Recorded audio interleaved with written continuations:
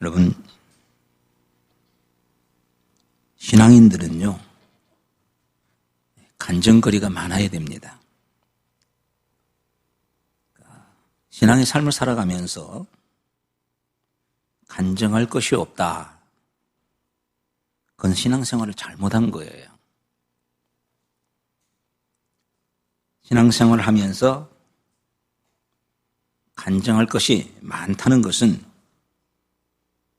그의 신앙의 삶이 살아있다는 것을 증명해 주는 이야기죠.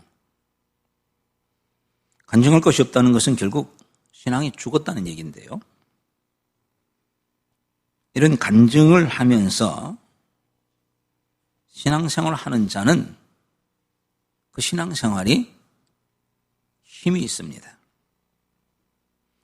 그리고 고난이 오고 환난이 오고 역경이 온다 할지라도 그것을 이기고 극복해 나가는 능력을 가지고 있게 되죠. 왜냐하면 살아있기 때문에 그런 거예요. 살아있지 않으면 아무리 큰 덩치가 있는 것이라 할지라도 힘이 없기 때문에 그냥 물결이 흘러가는 대로 흘러갈 수밖에 없는 거죠. 우리 지금 열왕기상 17장을 통해서 엘리야의 선지자에 대한 이야기를 계속 듣고 있습니다. 그 가운데에 사르밧 과부에 대한 이야기를 지난 시간과 더불어서 오늘도 하게 됩니다. 이 사르밧 과부에게 외아들이 있었죠. 근데 그 외아들이 갑자기 죽습니다. 어떤 이유로 인해서 죽는지는 모르지만은 아들이 죽었어요. 그러니까 그의 어머니가 울부짖을 수밖에 없었죠. 멀쩡하던 아들이 갑자기 아이고 머리야 하고 머리 아프다고 하더니 갑자기 죽었으니 하나밖에 없는 아들 죽은 그 어머니의 마음이야 뭐라고 얘기할 수 있겠습니까? 이 사르밧 과부는 아들이 죽은 것을 보고는 엘리야 선지자를 찾아가게 됩니다.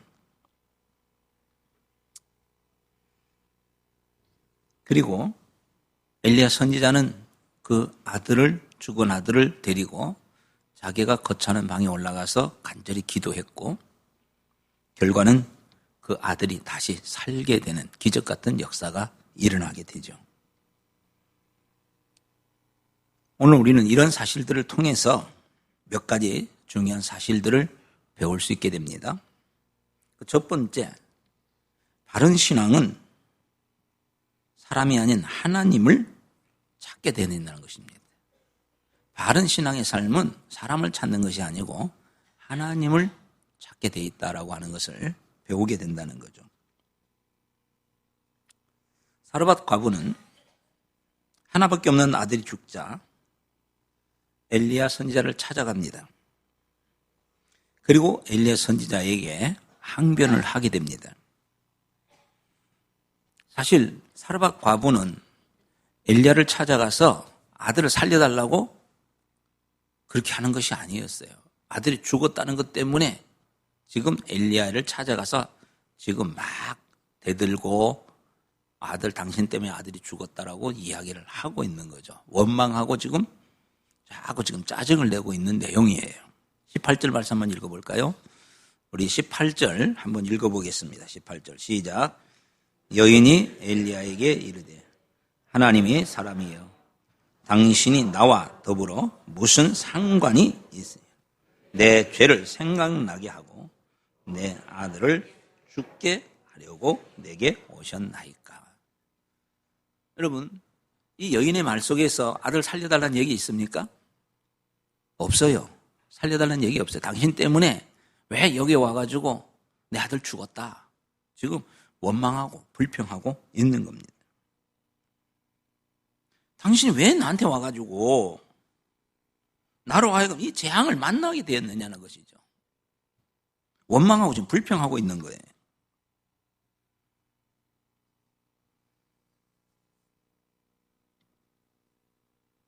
이 여인으로부터 이 소리를 들었던 엘리야 화도 나겠죠. 근데 어떻게 합니까? 죽은 아들을 자기가 거처하는 방으로 데려가서 하나님께 간절히 기도하는 거죠. 여기서 우리가 깨달을 것이 하나가 있어요. 뭐냐면 우리가 어려운 일을 만나든지 또는 힘든 일을 만날 때에 우리가 할 것은 하나님을 찾아가는 거예요. 하나님 찾아가야 된다는 겁니다. 여인은 지금 하나님 찾지 않습니다. 하나님 찾지 않으니까 어떤 것이 나와요? 원망하고 불평이 나와요. 근데 하나님을 찾았던 엘리야는 원망하고 불평하지는 않습니다. 오늘 우리가 여기서 깨닫는 것이 하나님을 진실히 믿고 하나님 찾는 사람은 어떤 상황이 온다 할지라도 원망 불평하지 않는다는 거예요. 근데 신앙이 없는 사람들이 자꾸 원망하고 불평하게 되더라 이것입니다. 여러분,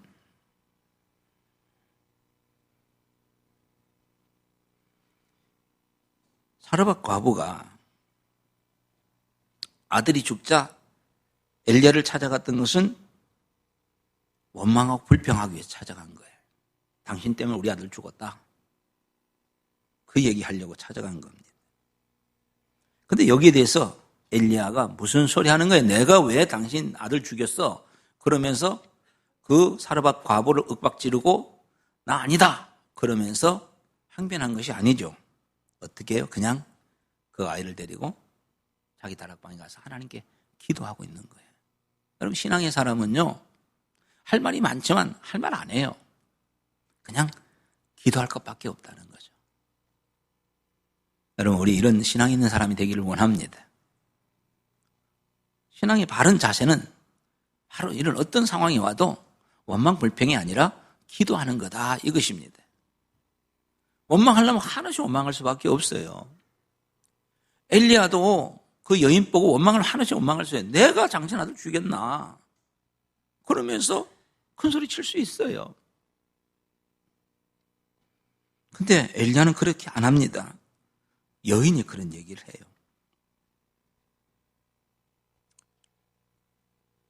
그래서 데리고 기도하죠. 그 결과 어떻게 됩니까? 22절 말씀에 보니까 우리 22절 한번 읽어봅시다. 22절 시작. 여호와께서 엘리야의 소리를 들으심으로 그 아이의 혼이 몸으로 돌아 살아난지라. 결국 엘리야의 기도 소리를 하나님이 들으셨어요. 이게 바로 신앙생활이라는 겁니다. 신앙생활은 언제나 기쁨만 있는 거 아니에요. 신앙생활은 언제나 즐거움만 있는 게 아닙니다. 때로는 힘들고 어려운 때도 있습니다. 고통의 때도 있습니다. 그러나 그런 힘들고 어려울 때도 원망하지 말고 기도하고 부르짖고 이것이 신앙의 사람들이 해야 할 일이라는 겁니다. 그렇게 기도할 때 능력이 나타나는 거예요. 그런 기도할 때 하나님의 살아계심을 경험할 수 있는 겁니다. 그런 기도할 때에 그의 신앙은 살아나는 거예요. 여러분, 내가 평소에 신앙이 기뻤다 할지라도 기도하지 않으면 그 신앙은 점점 힘을 잃어갈 수밖에 없는 거예요. 과거에 내가 정말 하나님 앞에 뜨거운 신앙의 삶을 살았다 할지라도 현재 내가 기도의 생활이 없다면 내 신앙생활은 힘이 없을 수밖에 없는 거예요. 그래서 기도하는 사람은 원망하지 않습니다. 기도하는 사람은 짜증내지 않습니다. 기도하는 사람은 어떤 상황이든지 간에 원망하고 짜증내기 전에 어떻게 해요? 하나님께 찾아가서 부르죠. 기도하게 되어진다는 거예요. 그게 바른 신앙이라는 거예요. 그래서 바른 신앙은 사람을 찾는 것이 아니라 하나님을 찾게 돼 있다. 여러분, 우리 바른 신앙으로 살아가기를 원합니다. 여인은 사람을 찾았어요. 그러나 엘리야는 하나님을 찾았습니다. 오늘 여러분들 가운데 지금 어려운 일을 당한 자가 있습니까? 남한테 말 못할 그런 사정을 안고 힘들어하는 자가 있다면 여러분, 누구 찾아가서 이렇게 저러고 하지 말고 하나님을 찾으시기 바랍니다. 하나님께 기도하시기 바랍니다. 그게 바른 신앙입니다. 오늘 그 모습을 성경은 우리에게서 가르쳐주고 있는 거예요. 그리고 우리 두 번째 생각할 것은 그 기도는, 부르짖는 기도는 응답을 받게 되어진다는 거죠. 엘리야는 여인의 죽은 아들을 데리고 자기의 거처로 가서 기도합니다. 부르짖어 기도했다고 성경은 기록하고 있습니다. 그리고 그 기도는 응답이 됐습니다. 여러분, 우리가 이 사실을 통해서 우리가 배울 수 있는 것은 기도는 문제를 해결하는 것이라는 것을 기억하시기 바랍니다. 기도는 문제를 해결하는 능력이라는 거. 그래서 기도는 다른 말로 바꿔 얘기한다면 능력이다. 기도는 문제 해결의 열쇠다. 기도는 축복이다. 그렇게 말할 수 있는 거예요. 그러니 여러분, 문제 해결의 열쇠가 기도요, 축복이 기도요, 능력이 기도라면 이걸 깨달은다면 우리가 기도하지 않을 수가 없는 거죠. 엘리야는 그걸 알았기 때문에 여인이 죽은 아들을 데려왔을 때 여인 보고 야단친 게 아니고 여인을 향해서 윽박지는 것이 아니라 그 기도의 능력을 알았기 때문에 하나님께 엎드려 기도했다는 거예요. 성경은 우리 기도에 대해서 얼마나 많이 가르쳐주고 있는지 모릅니다. 야고보서 5장 13절 말씀에 너희 중에 고난당하는 자가 있느냐? 그는 기도할 것이라 라고 말씀하고 있습니다. 성경에 많은 고난당하는 자들이 기도함으로 문제를 해결했던 사실들을 우리 많이 보게 됩니다. 소경거지 바디메오가 주님 앞에 부르짖어 기도할 때 그의 눈이 띄어졌죠. 12 혈루증 앓던 여인이 주님을 찾아와서 부르짖을 때 그의 병이 고침을 받습니다. 그래서 성경이 이렇게 말해요. 예레미야서 33장 3절 우리 한번 같이 읽어보겠습니다. 시작. 너는 내게 부르짖으라. 내가 내게 응답하겠고 네가 알지 못하는 크고 은밀한 일을 네게 보여주리라. 부르짖으면 네가 알지 못했던 그 은밀한 것을 내가 보여줄 것이다. 이게 기도의 능력이에요. 마태복음 7장 7절은 뭐라고 얘기하고 있습니까? 읽어볼까요? 시작. 구하라 그리하면 너희에게 주실 것이요 찾으라 그리하면 문을 두드리라 그리하면 너희에게 열릴 것이다. 구하면 주실 것이라고 말씀하고 있어요. 마태복음 7장 11절에 뭐라고 얘기합니까? 읽어보겠습니다. 시작. 너희가 악한 자라도 좋은 것으로 자식에게 줄 줄 알거든 하물며 하늘에 계신 너희 아버지께서 구하는 자에게 좋은 것으로 주시지 않겠느냐. 육신의 악한 부모라 할지라도 자녀가 구하는 거 주는데 하물며 너희 하나님 좋으신 하나님께서 구하는 자에게 좋은 거 주지 않겠느냐? 여러분, 이 사실을 믿는다면 우리가 기도하지 않을 수 없는 거죠. 이걸 알면서도 기도하지 않는다는 것은 그건 하나님을 알지 못하는 거예요. 아니, 알면서 하지 못한다면 그건 어리석은 거죠. 그런 점에서 여러분, 우리가 기도하는 자가 되기를 바랍니다. 염려하지 말고 걱정하지 말고 기도하세요.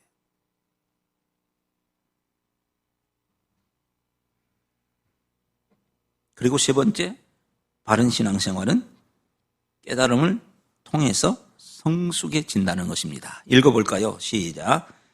바른 신앙생활은 깨달음을 통해 성숙해진다.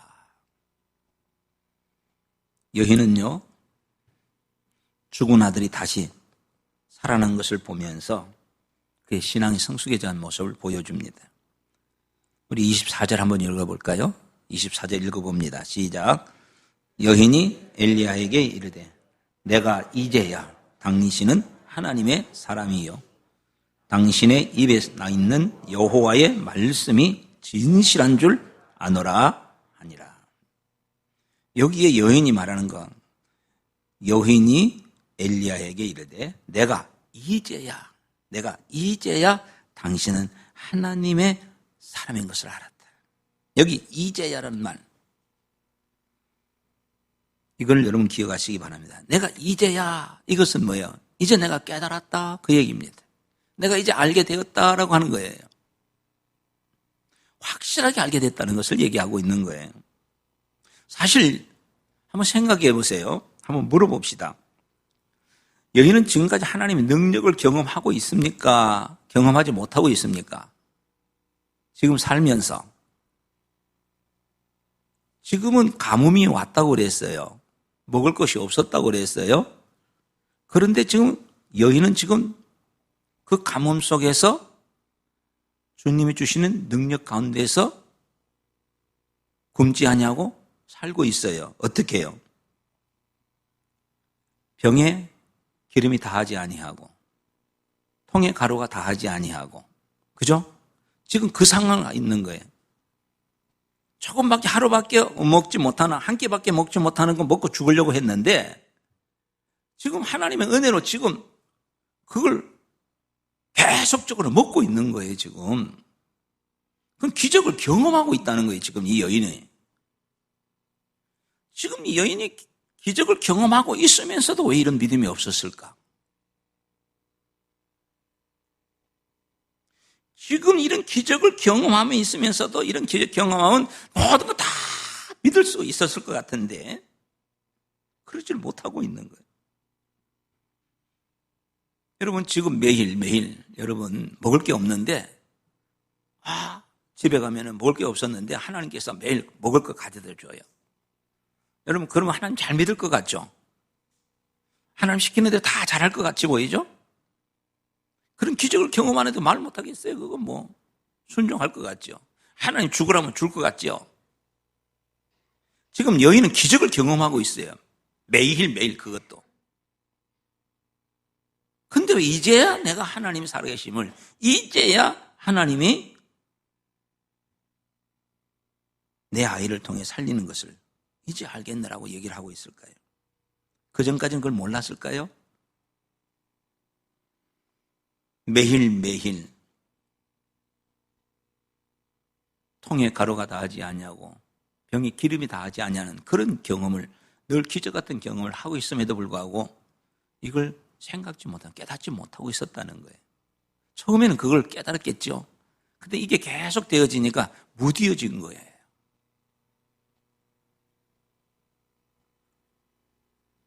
생각나는 얘기 하나 있어요. 어떤 사람이 사람의 마음이 어떤가를 시험하기 위해서 매일 자기 동네 몇 사람 집 앞에다가 돈을 조금씩 여놨대요. 그랬더니 처음에 그 돈을 발견한 사람은 누가 가다가 떨어뜨렸나? 그러면서 그 주인을 찾아보려고 했는데 찾지를 못하니까 그냥 있었어요. 근데 그 다음날 또 똑같은 돈이 또 있어요. 처음에는 누가 잘못해서 넣는가 싶어서 그래서 찾아주려고 하고 있다가 돈이 매일 떨어지니까, 매일 돈이 생기니까 그 다음부터는 그 다음날 또 돈이 떨어지기를 기대하고 있는 거예요. 그 다음날 가면 돈이 있겠지? 돈을 가지고 옵니다. 그 다음날 또 돈이 옵니다. 어느 날 이 사람이 돈을 안 넣어놨어요. 주지를 않았어요. 그 집 앞에 놓지를 않았어요. 그랬더니 사람의 반응이 어떻게 나오는가 보려고. 그랬더니 왜 돈 안 갖다 놔? 왜 돈을 안 주는 거야? 그러면서 원망하고 불평을 하더라는 겁니다. 처음에는 감사하는 마음이, 돈이 있음으로 감사하는 마음이 있다가 이게 점점 사라져버린 거예요. 여러분, 우리 그럴 때 있잖아요. 우리가 매일 예배를 드리니까 예배의 중요성을 모르고 예배의 감사를 모를 때가 있지요. 그런데 예배를 드리지 못하게 해보세요. 그런데 드리지 못하는 그런 상황 속에서 어쩌다가 예배 드리게 되면 얼마나 그게 감사한지 몰라요. 사르밧 과부는 매일 하나님 주신 그 능력을 경험했습니다. 통에 가루가 다하지 아니하고 병에 기름이 다하지 않은 이 기적을 경험하고 있었어요. 그런데 이게 매일 계속되다 보니까 감동이 사라진 거죠. 하나님의 은혜인 줄 몰랐어요. 아들이 죽게 되자 원망하고 불평할 수밖에 없었던 거죠. 여러분, 오늘 매일매일 하나님께서 우리에게 주시는 기적을 경험하며 우리는 살아가고 있는 거예요. 코로나19 때 얼마나 많은 사람이 죽습니까? 코로나19가 아니라도 얼마나 많은 사람이 병으로 인해서 사고로 인하여서 죽어가고 있습니까? 그 많은 사람이 죽어가고 있는 상황에 우리가 죽지 아니하고 병에 걸리지 아니하고 여기 나와 있다는 이 사실 자체만 해도 감사한 것 아니겠습니까? 근데 여러분 얼마나 감사하고 있습니까?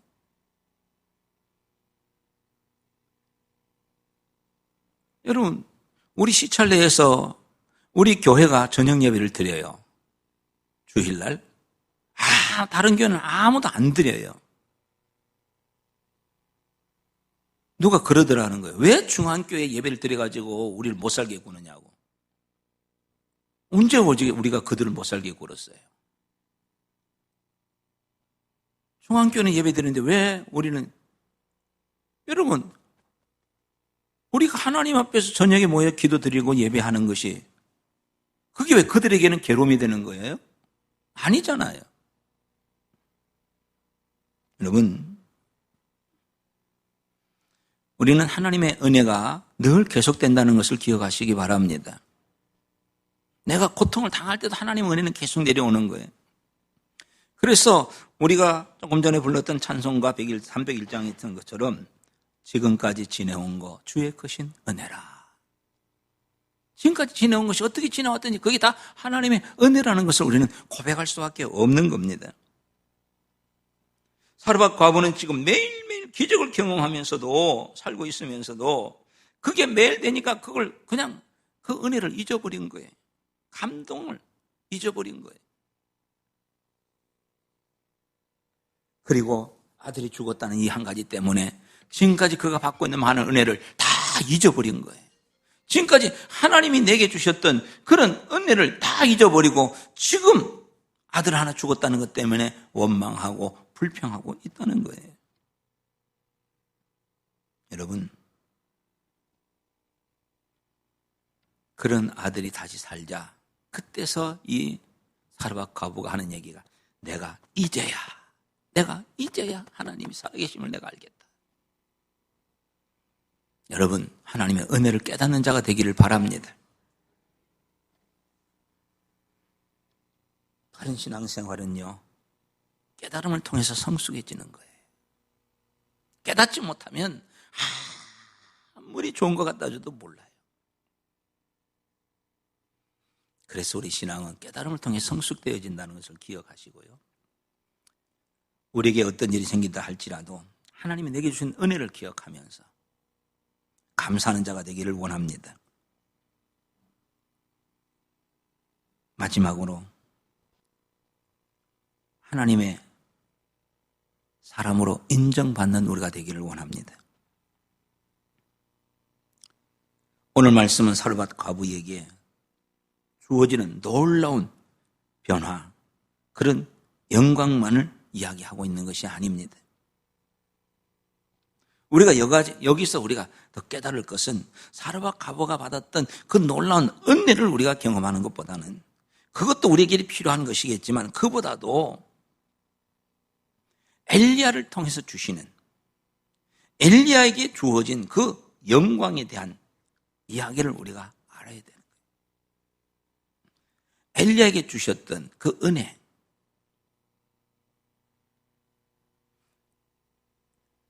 엘리야를 통해서 우리가 깨닫게 되어지는, 이걸 우리가 생각해야 돼요. 오늘 이 사건을 통해서 우리가 엘리야 선지자에게 주어진 그것은 두 가지를 볼 수 있습니다. 하나는 엘리야가 확실한 하나님의 사람이라는 것을 보여주고 있었다는 거예요. 24절 말씀에 보면 여인이 엘리야에게 이르되 내가 이제야 당신은 하나님의 사람이요. 엘리야를 바라보면서 내가 이제 당신이 하나님의 사람인 것을 내가 알았습니다 라고 깨달았다고 이야기를 하고 있는 거예요. 여러분, 오늘 이 여인이 엘리야를 바라보면서 내가 이제 당신이 하나님의 사람인 걸 알았던 것처럼 오늘 주변에 많은 사람들이 여러분들을 바라보면서 내가 이제야 당신이 하나님의 사람인 것을 알았습니다라고 하는 이야기를 듣기를 원합니다. 다시 말해서 내가 하나님을 믿고 하나님을 섬기는 사람인 것을 다른 사람들이 알도록 그렇게 살자는 얘기입니다.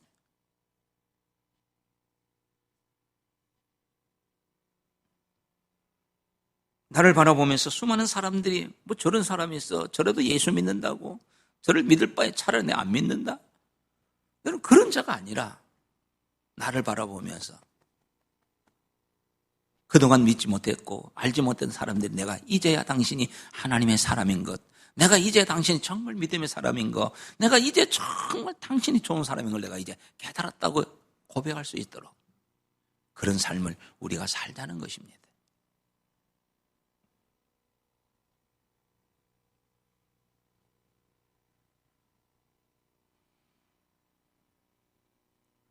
이 여인은 엘리야가 전하는 말을 그동안 그렇게 믿지 못했던 것 같아요.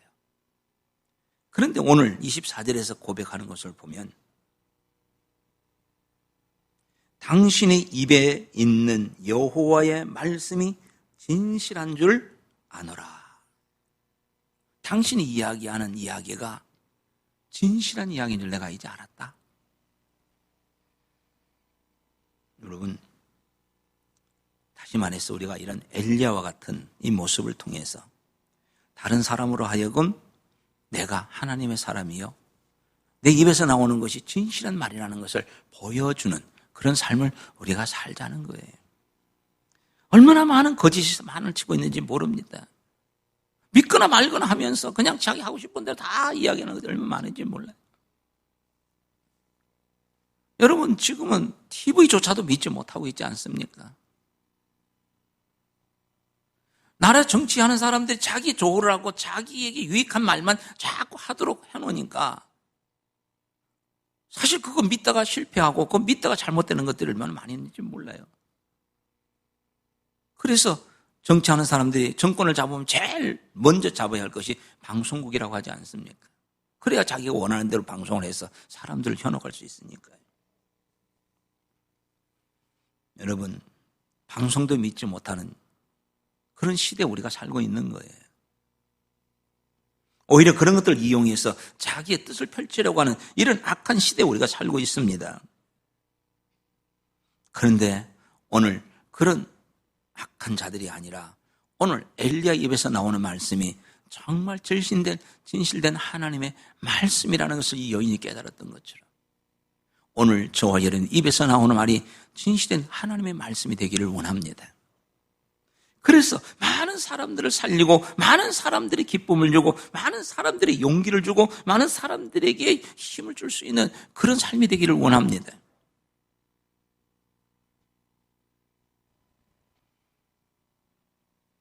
그것이 바른 믿음의 삶이 아닐까요? 오늘 말씀의 제목을 바른 신앙생활이라고 제목을 잡았는데요.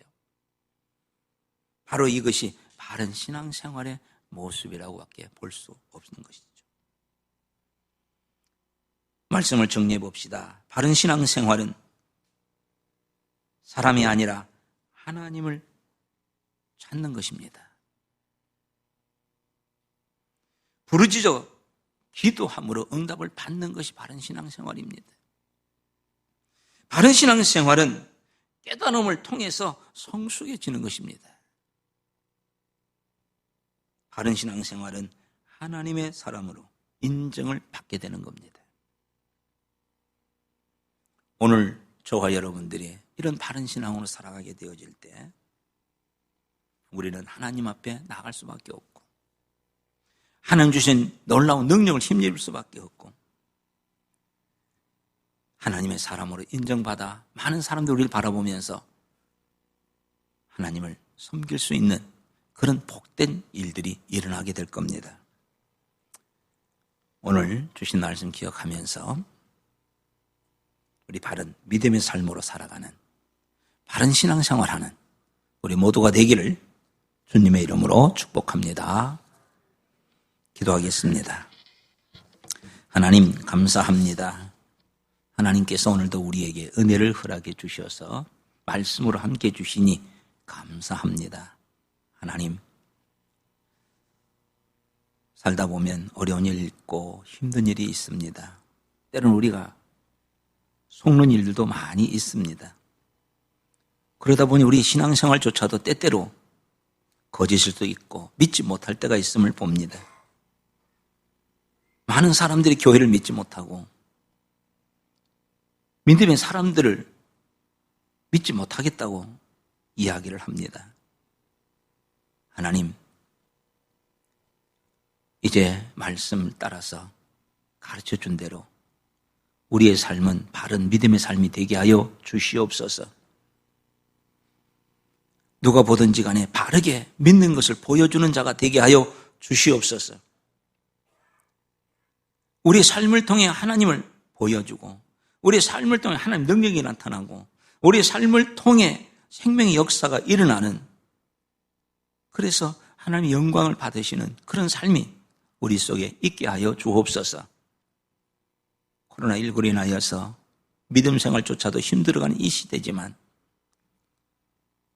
주님을 향한 믿음이 바르게 되어서 많은 이웃들에게 참된 모습을 보여주고 하나님께 영광 돌려드리는 그런 아름다운 삶이 우리 속에 넘쳐나게 하옵소서.